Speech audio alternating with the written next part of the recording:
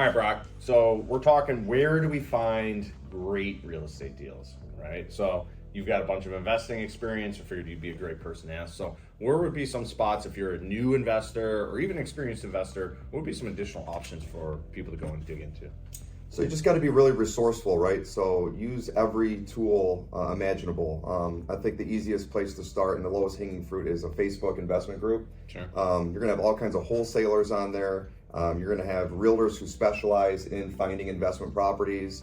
But if you really want to dig deep, there's also tax delinquency lists out there. There's probate lists out there. I've done some cold calling on those before. I've also hired callers that would put those lists together and make those calls. So I think just thinking outside the box, using all of your resources. Yeah. There are good deals out there.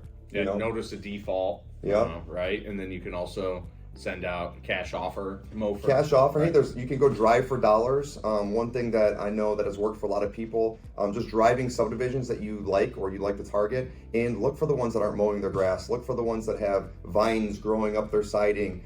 Maybe they aren't taking great care of their property. That is a opportunity right there. Yeah, you could look at second homes sometimes, right? So yeah, if they're not in the area, or some type of event has just taken place, right?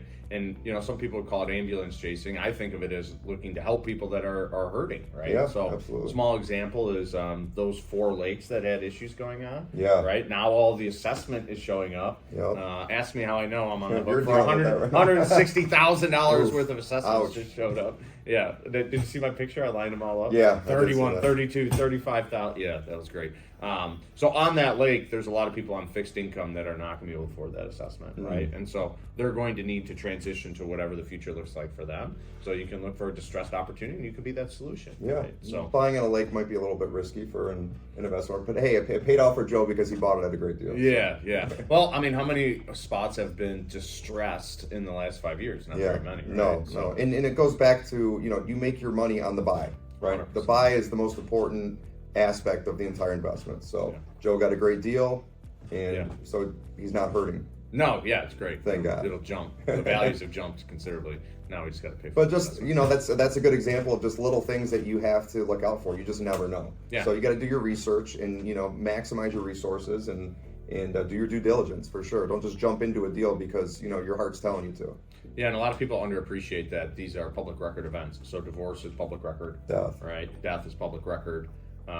Notice of default is public record. Tax delinquencies public record.